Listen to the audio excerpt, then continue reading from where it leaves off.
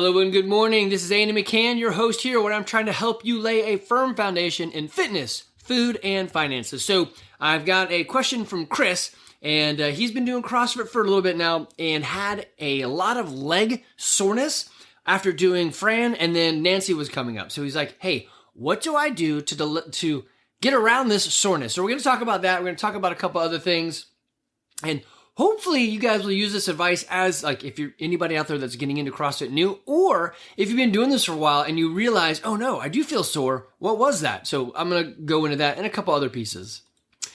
It'll be, why does that happen? Intensity versus longevity, some recovery protocol, and how to train without breaking yourself, which is super important.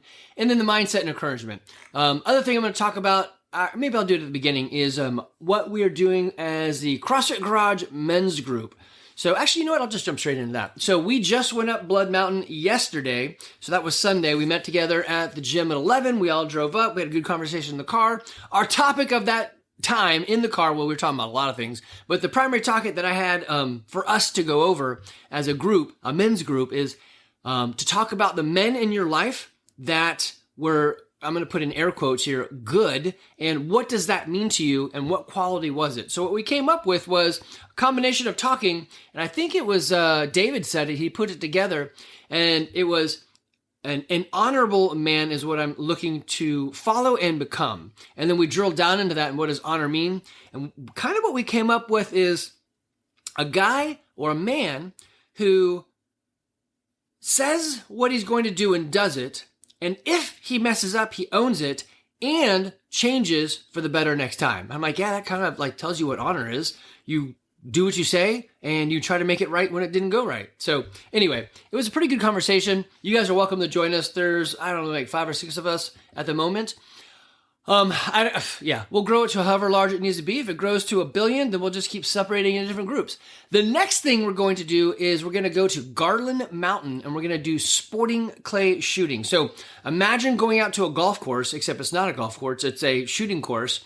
And you can drive a golf cart or walk to different stations. And at those stations, there's a remote control of the button, and you get loaded up with your shotgun and you say pull, and then a clay pigeon gets flung out somewhere and you got to find it and shoot it. You do this on a course just like you would on golf. So every course is different. Every hole is different. Well, I guess courses are different too.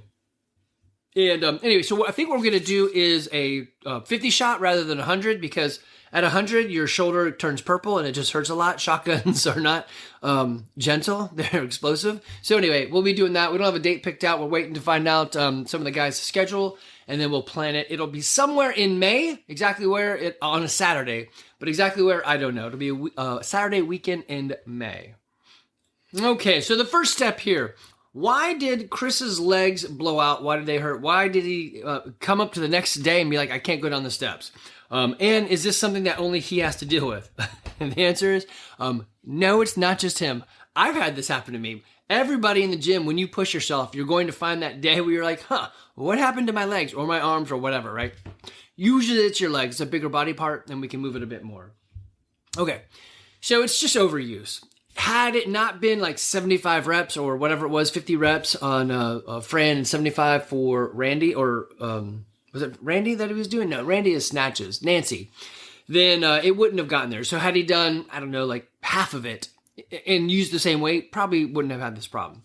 So it's a delayed onset muscle soreness, and it's just basically overuse. And it does take a little bit of time to get your legs out of it. It will go away.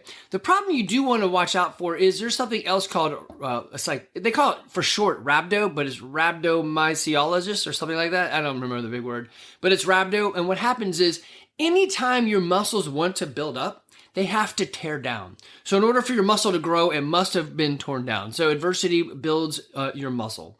If it doesn't tear down, it's not getting bigger. When your muscles tear down, the tearing creates blood, right? So if you tear too much, then you could overdo your liver with, I think it's your liver, or maybe it's your kidneys, with processing that blood. And you end up, if you ever pee Coke, it's a dark color, it's actually blood in your urine, then you could be in trouble. I would go to a place to get an IV so they could add fluids to your blood so that it'll dilute what your body's having to process, or go to the hospital and let them do that. In my time in CrossFit, I've only known one guy to do that.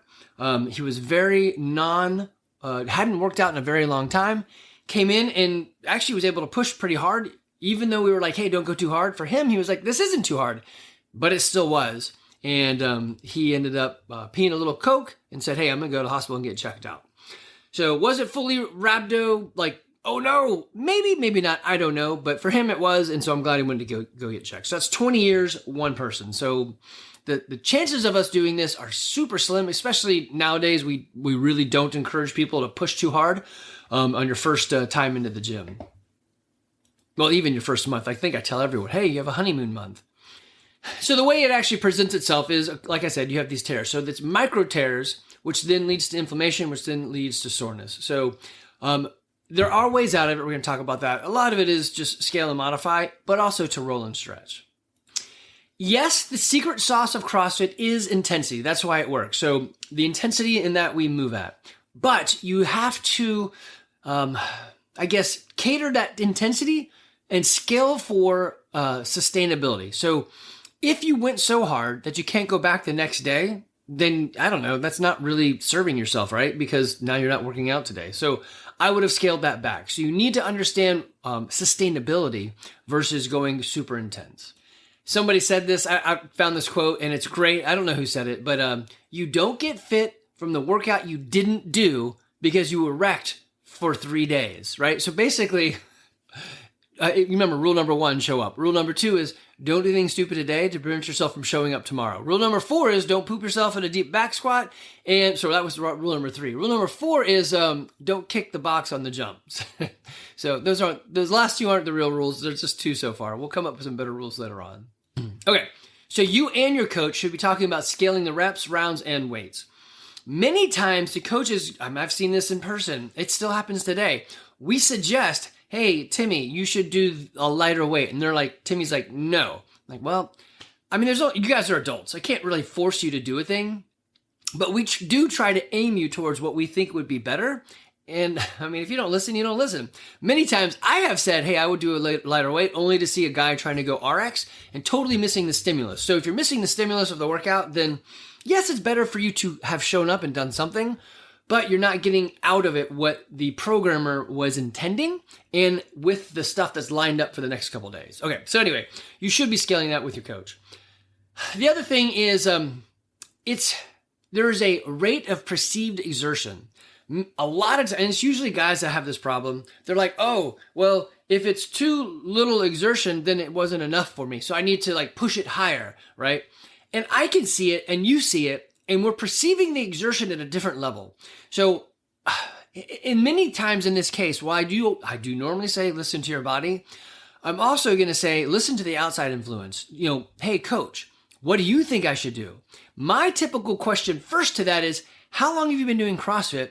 How long have you been out? Is this your first day back? So I need to know that sort of stuff because I'm going to give you a very different answer if you like me, hey, I'm 20 years in and I haven't missed a day all month. I'm like, okay, well, yeah, we're going to go pretty hard. Okay, so once you kind of got that sorted, the next thing on the recovery is you need to fix your sleep. So on the 5 pillars of health and fitness, it's how you eat, sleep, move, think, and connect. So sleep is in there. It's a big part of it. You need to be getting somewhere between 7 and 9 hours of sleep. I have a whole podcast on how to get better sleep. Go listen to that one and just put in sleep in the search and it'll pop up. But you want 7 to 9 hours of sleep. Most people are good with 8, but you may be the person that needs 7, or maybe you need 9, or maybe you're the freak and you're like, hey, weirdly, I'm good at 4. That's usually not going to be the case. There are some outliers, and it usually has to do with a chemical imbalance inside of you, and you can do something else to address that if you want. But sleep is super important. You need to get that sleep, which typically means you guys need to go to bed at a reasonable hour. To go to bed at a reasonable hour, you maybe think to yourself, I'm just not tired. Wake up at 5 a.m. I promise you later on that night, you're going to be tired. Okay, so nutrition. Carnivore? Man, I don't know. I think it's a great solution to that. It's also going to provide you a lot of the things your muscles needs to grow. So possibly, I would experiment. Carnivore is pretty dang restrictive, and I don't know if I'd really suggest it to many people because most people I know are not going to be able to restrict themselves to a plan like that. I mean, I know of two people are doing it, me and Evan, and I don't struggle at all. He struggles a tiny bit, but he's also adding more foods in, so he has more of a craving. I don't have that sort of craving. Hey, there you go. That was fun. So as I'm recording, I heard the door open. Evie's leaving for school, so it's 7 a.m. I love that she gets herself going. I love that she's growing up to be such a great adult. She's only 16, but man, she's got her stuff together. Okay, this one isn't questionable. This is a for sure. You should make sure you're taking in some electrolytes. It's kind of a weird thing. The PTB, the powers that be, have said for a very long time, don't eat salt. It's going to kill you. Your salt levels are too high. So with this carnivore diet, I'm eating more salt than I ever have in my entire life. I went back and got my blood work done, and my salt level was lower. So weirdly, I guess the science behind that is your body said before, you don't have enough salt, I better hold on to it just in case. And now I'm giving it all the salt at once, and it's like, yeah, let it float out. So I don't understand the science behind that. I'm eating a ton of salt, especially in the drink. So I've got this tea right here. I put in my little electrolyte concoction that I make, which is basically just a mixture of salt, potassium, and magnesium. Actually, I have a video on that. If you go to YouTube, you can watch the video on how to make that. Maybe I did a podcast on it too. I don't know. Anyway, so you need to be taking that salt. The other one is movement, so an active recovery. Many times people are like, hey, Andy, I'm too sore to come to the gym today. Well, no, don't do that. If you're really that sore, then doing nothing is going to make you sore the next day. And then maybe by day 3 or 4, you'll start coming out of it. If you simply go back to whatever you did and do a little bit more, easy, that will go away. So you need to be having movement for that recovery. On the other side of recovery, besides just moving, I would stretch and roll. So if you guys see me at the gym, I have a PVC pipe from Home Depot that I roll on. It looks just like one of the foam rollers, so it's probably 4 inches in diameter, or maybe 6 inches in diameter. I don't know. But I roll on that. The reason I use the PVC pipe is it's harder and hurts more. And so it's going to squeeze the muscle more. I'm using gravity because I'm sitting on it or pressing down on it. Using gravity and my weight to create the pressure to help alleviate some of the soreness in the muscles. So rolling out, whether it's a PVC pipe or a foam roller, totally fine, but I would do those things. All right, if you want to go a step further, you can actually take some supplements to help this. So weirdly, creatine not only is going to help you build muscle, but it will help get off some of the soreness or keep it away or stop it from happening. Obviously, I said electrolytes, and then you've got collagen and vitamin C. So yes, you're like, hey, really? Give it a shot. This is what they say. Okay, the next bit is you gotta know how to train without breaking yourself. And man, this is true. So it, again, it's usually guys. They're like, I just gotta go there and crush it. Remember what I could do when I was 20? No, I don't remember. I didn't know you when you were 20. So anyway, soreness is okay, but being crippled isn't. So you need to find a line. And I would stay way on the side of, hey, sore is okay, but never anywhere close to, oh man, I crippled myself, right? I'm so sore I can't do anything. Don't go there. Stay way far away from that. You will still move the needle with your health and fitness, not going down into the crippled decrepitude side. So sore is okay. Remember that. But decrepitude is not. And yes, it is true. You want to progress in what you're doing. But Andy, I did Fran, and now I want to do more and harder and whatever. Yes, that's true. But take your time. For many of you that in the gym, our average age is somewhere in the 40s, maybe 40. I should go look that up. But most of you come to us saying, hey, I haven't done anything in 20 years. So you don't have to get there quick. Take your time. I promise you, if you do the slow approach to both fitness and nutrition and money, it's going to go better for you. So smart plays over time add up to huge successes. Going crazy hard once or investing in that one thing because you heard a guy who said is usually not going to go well. It's a recipe for disaster. So a good check here is if you're constantly sore, then you're going too hard and too fast or too many reps or too much weight. So you need to start tracking your volume and intensity. So this is why we use Wodify. You can take your notes and put them in the workout, and you can see like, hey, what was going on for me? There's nothing wrong with saying, hey, Nancy is a 5-round workout. Maybe you do 3 rounds and see how it goes and see how you feel. That's okay. Especially when you look at the intended stimulus, you'll understand what I should be doing. Now, you may say to yourself, well, I'm brand new. I don't even know what weights I could be doing. Well, then just ask the coach. We have a pretty good idea of what most people start off like. And we'll usually err on the side of let's go easier so we can build into it. All right, so the last thing I wanted to go over with you is just a mindset and an encouragement. Soreness isn't bad. It tells your body that it's learning and it's training and it's growing. That's okay. But debilitating soreness is bad. So don't make the mistake that soreness is success. You don't have to be that sore. You will be some sore. So I've been doing this for 20 years, and we did a workout the other day. I forgot what it was. It was something with a rope climb maybe, but there was some like different shoulder movement that I hadn't done in a while. And my traps and the sides of my pecs on the side, I don't know what those would be, hurt a lot. Not enough that I wasn't going to do anything because I know better, but enough that I was like, I'm going to take this lacrosse ball and do some specific rolling. And that was the next day. I didn't even, usually you don't feel it until later on. So pay attention and then add some rolling into it. A lacrosse ball into the sore spot is always a great idea. So typically when we have the workout, there's an RX, there's an intermediate, and they actually give us a beginner and a 55-year-old workout. I usually delete out the beginner and 55-year-old. I would say that most of us are doing intermediate, which is totally fine. You don't have to push to RX. I would probably term it different. I would probably say if most of us are doing intermediate, then that is our RX. And then I would make the other one RX plus, but I'm just following what CrossFit headquarters does, and they don't program it like that. So I just leave it the way they do it. But intermediate is totally fine. Take a look at me. I am pretty healthy and fit, and I pretty much do the intermediate every time. And then when the open came and we went to throw down, I did really well because I'm hitting the stimulus and then can produce later on. Yes, it's true. I cannot sustain RX levels like in the CrossFit Open day after day, but I can do it for 3 weeks, every Friday for 3 weeks. Yeah, no problem. So for all you guys that are experiencing this, Chris isn't the only one. He's just a good friend of mine who had the question. And we were talking about it.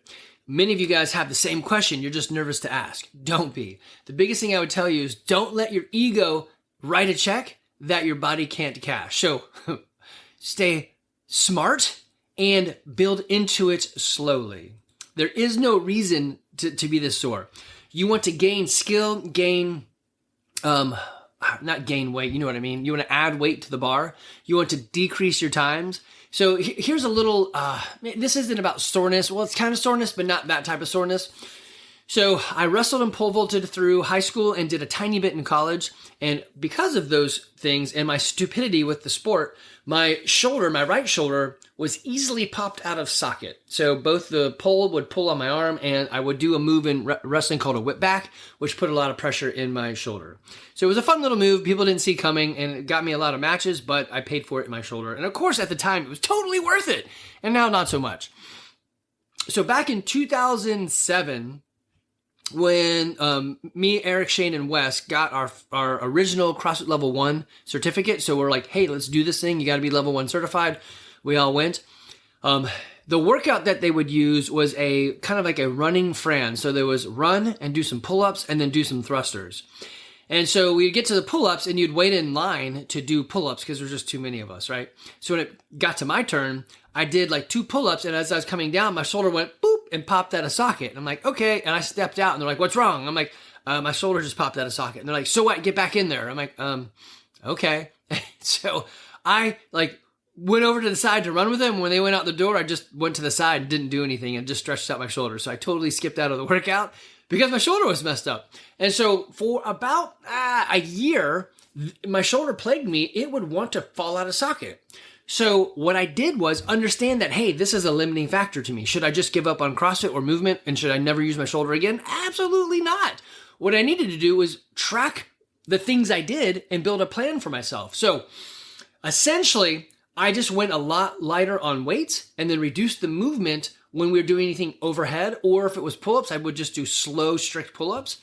And over time, in about a year, I built up the strength around my shoulder. So we just did, let me see if I can find this.